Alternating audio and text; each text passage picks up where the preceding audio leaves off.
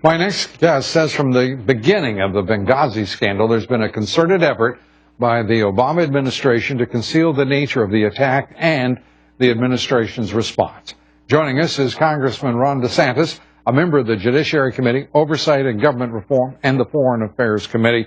Congressman, good of you to be here. I want to start with what is now, it appears, an 8-month stonewall by this administration on the facts in Benghazi. A broadening scandal in the Internal Revenue Service, the Justice Department, its overreaches in the cases of the Associated Press, Fox News, other journalists are stepping forward now, fast and furious. My God, what is going on?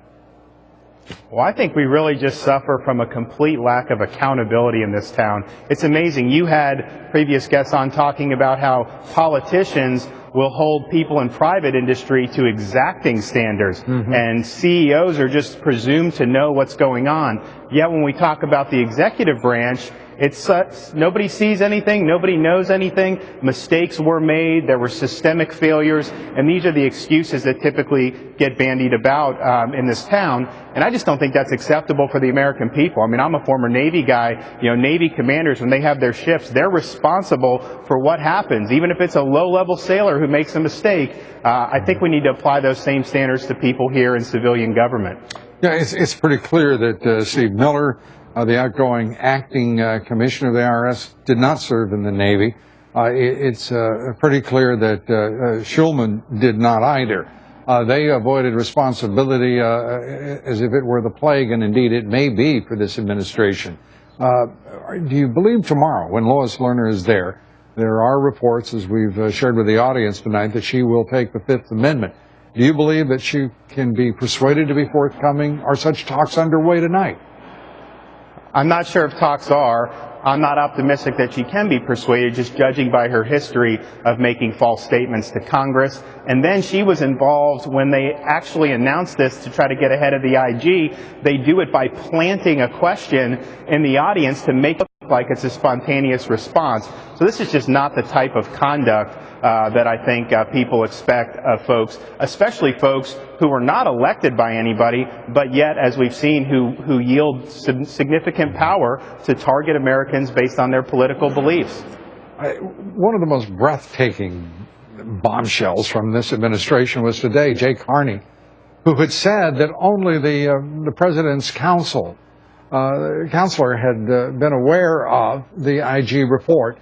Today, had to admit that the chief of staff, Dennis McDonough, other senior presidential advisors, knew about the report in April and actually were talking with the Treasury Department about how to deal with that question that was ultimately planted. Your reaction? Well, again, in a private setting, let's say, a general counsel for a business, they would immediately go to the CEO because ultimately that individual is responsible. And yet we're being led to believe that somehow these individuals in the White House knew about this, but somehow just did not think to tell the president that his IRS had been used as a political weapon against his opponents. That is hard to believe. If that is somehow true, then those people are guilty of serial malpractice for not keeping the head of state informed on the workings of his government.